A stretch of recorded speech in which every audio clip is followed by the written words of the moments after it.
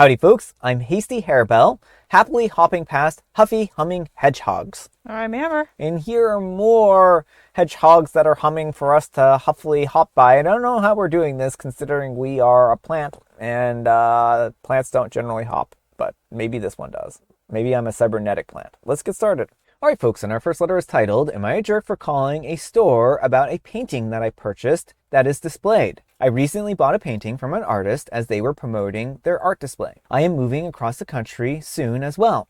I found out after I paid that the painting wasn't actually able to be given to me as they had to display it at a local restaurant for a month. I asked the artist if there was another piece that he could give them or something that can be worked out, and he said no.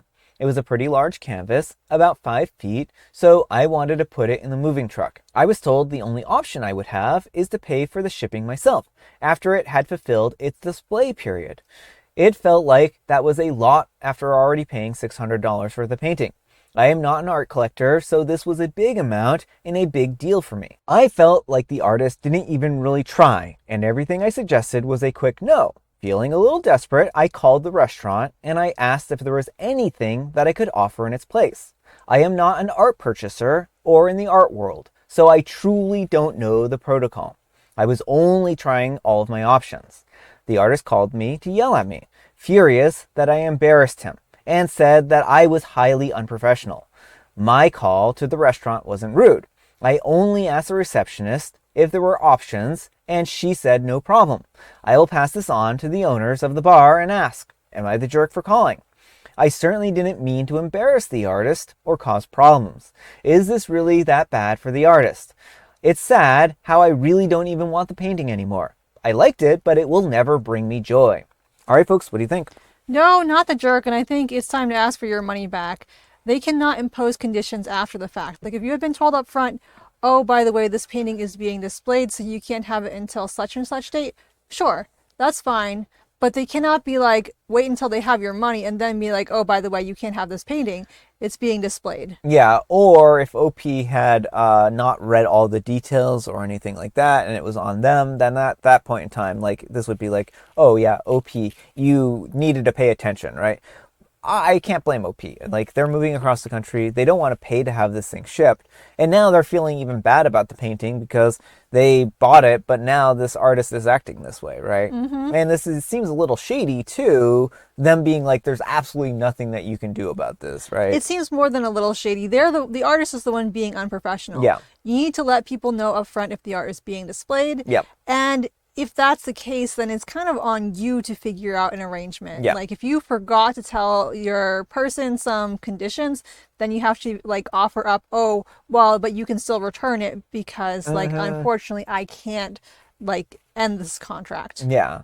So I feel bad for OP. I think that they did a nice thing here, or, we're looking at, purchasing a nice piece of art and now it's all been ruined for them. And I can't blame them for not wanting to continue on with this. But let me know what you folks think. So anyhow, take care and good luck. And throwaway for now, 2022 says, you bought it and then they told you that it wasn't immediately available? Just tell him to refund your money then.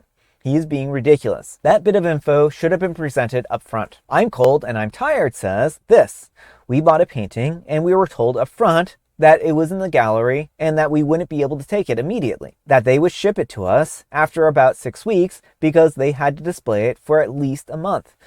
We weren't in a hurry, so we agreed. It was the seller who acted unprofessional by not disclosing the prior agreement to display the painting prior to the sale, not the jerk. All right, folks, and our next letter is titled, Am I the Jerk for Insinuating That My Friend Was a Perv? So, basic setup. Someone in my friend group had a pool party and they just got setting it up for the summer. So we decided to crash there the other day because it was just stupidly hot. Among those people, there was Liam, who's kind of only been around for a few months. I like Liam, he's funny, and he fits in really well. But I feel like he doesn't think before he speaks sometimes. The actual situation. Whenever I'm at the pool or the beach or whatever, I always wear bottoms with a shirt instead of just a bikini top. It's mostly because I have very pale skin and I get burnt very easily. And that's really the best and most comfortable option that I found. I honestly don't even really like going swimming. I usually only go because my friends drag me there, and I just often hang out on the side with shades and a hat. That day was no different. I mostly just sat close by, but eventually I did dip my toes in a little bit. That's when Liam asked if I was going to take my shirt off, and I told him no, I'm fine. He said something like, "Oh, come on, you're the only one that's all covered up." That had put me off already, and I just said no again. "Why not?" he said. So I told him the whole sun thing, and that I prefer not being red all over. At that point, I was a little snappy, because why is he still pushing this? Why did he care so much? But then he just kept going on and said that it's not even sunny right now. You'll be fine. At that point, I just wanted him to leave me alone. So I told him that if he wants to look at my chest that bad, he could have just asked instead of just being annoying. Mind you, there were like half a dozen of our friends around. He looked pretty shocked and embarrassed, and he didn't poke any further. The rest of the day went about fine, but later I was talking to a couple of friends, and it came up. They agreed that he was being a little weird and should have quit earlier, but thought that maybe I shouldn't have insinuated that he was trying to perv, and that it might have been a little far. I'm kind of torn. I know that I don't manage those kind of situations well at all, and when I feel like I'm being put in a corner, I do lash out a little bit. Maybe I did overreact and I could have been nicer about it, but I really didn't feel comfortable with him being so insistent that I take off my shirt. And I wonder if what I said was ridiculous. Am I the jerk? All right, folks, what do you think? No, absolutely not the jerk. If he doesn't want to be treated like a perv, he shouldn't act like one. It does not matter what your reasons were. As soon as you tell him, no, I don't want to take my clothes off, that should be end of story. Yeah. The fact that he kept pushing and pressuring you is ridiculous, and it is pervy, and he had no right to do that. Like, you went above and beyond by giving him your reasons that you don't want you to get sunburned. I mean, why would you undress for some pervy guy over protecting your skin health?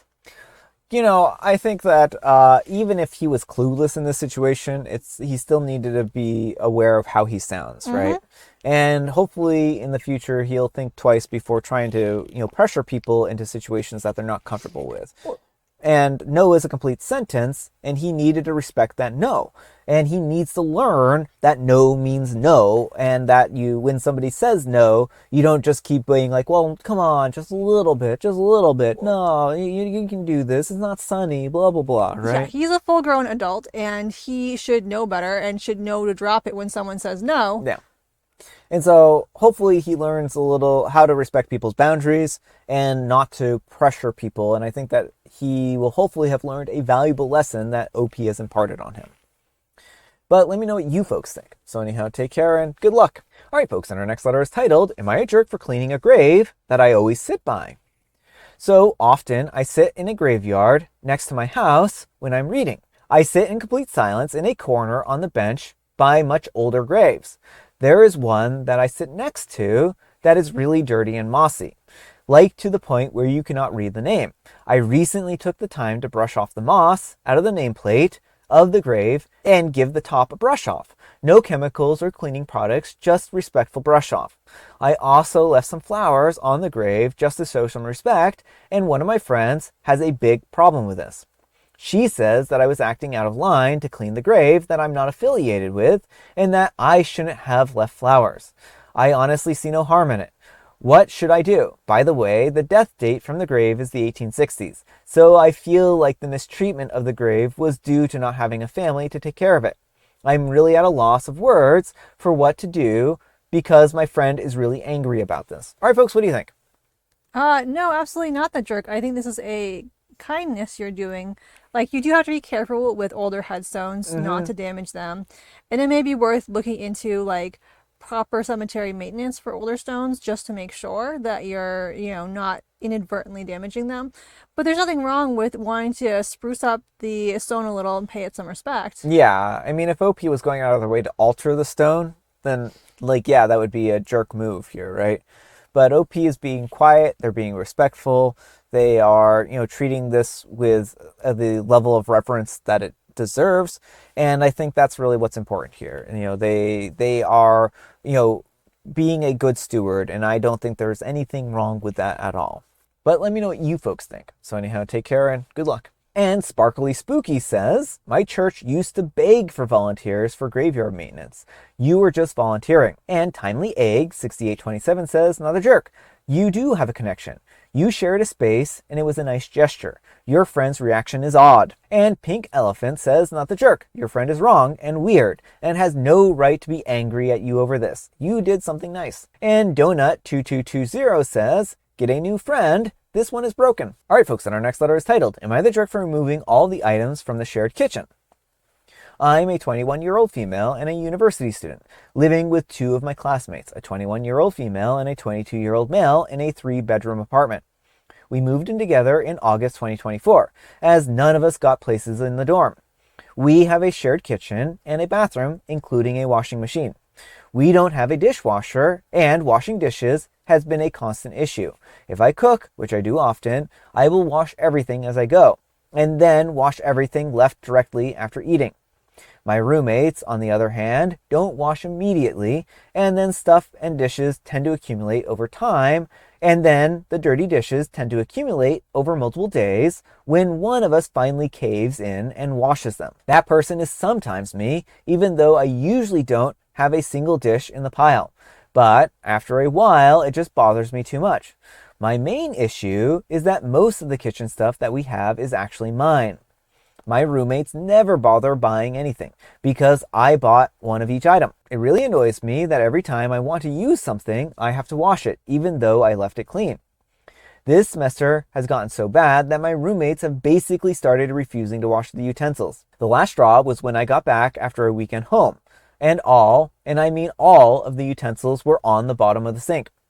There wasn't a single teaspoon in the drawer or drying rack. The sink was full of everything. I didn't want to wash them out of principle, but it genuinely smelled bad, and I didn't want to get fruit flies again. There were pieces of pasta and really disgusting vegetables in the sink, and the drain was completely clogged. I almost threw up. Another issue is that one of my roommates would just eat the food that I just bought and use my laundry detergent and expensive olive oil without asking. I had a glass lunchbox that I kept in my room and I left on the drying rack for a night, and it went missing by the morning, with both my roommates saying that they never had seen it. So I got really angry after I had to wash everything and moved everything that I bought into my room. This included our only spatula, cheese grater, and the only big knives, big pot, 2 pans, utensils and plates, not all of them, even the kitchen towel, and the cooking items that I really didn't want to share, like olive oil and honey. I sent a message to our group chat saying that I'm really fed up with them not washing up and using my stuff, and that I removed everything that's mine. They initially didn't say anything, but when they saw how many items that actually meant, and that it's basically impossible to cook in the kitchen now, they got really mad with me and said that I'm a huge jerk for doing that. I said that it's all mine and I just let them use my stuff. Now they refuse to talk to me. I don't think that I'm the jerk here, but I need opinions. Am I the jerk? All right, folks, what do you think? No, not the jerk. I mean, they were not good stewards of your item. You were kind enough to share with them, and they have just proven that they are untrustworthy. Yeah, I mean, I think that's really what this boils down to. They need to be better roommates. They need to respect OP's stuff. And they've shown over and over again that they can't do any of that. And I think that OP has every right to be frustrated. Like, it's a very frustrating situation when you walk into the kitchen, you left something clean, and now it's dirty, right? And they're not even taking any responsibility for any of the dishes at any point in time. So I think that OP is well within the rights here to just stop, letting them use their stuff, right? Mm-hmm. Actions have consequences, and they're finding out the consequences. But let me know what you folks think. So anyhow, take care and good luck. And Equivalent Apple 313 says, not the jerk, and I'm ticked off on your behalf about the stolen lunchbox, even more than their disgusting habits. And OP replies, honestly, the lunchbox made me so mad. I was persistent about demanding it back for weeks, but I didn't get it back. And Homework OK 6460 says, try billing them both, since neither one will confess. And Necessary Cod 8415 says, not the jerk, but you need to find some new roommate when you can. They're using you for free stuff and labor. And Gal Bisek says, Yes, the most unpleasant thing here is that none of these problems are isolated cases, but rather a pattern observed everywhere. And OP replies, I don't really have the money to move elsewhere, unfortunately. This apartment is surprisingly cheap and I can't afford to move.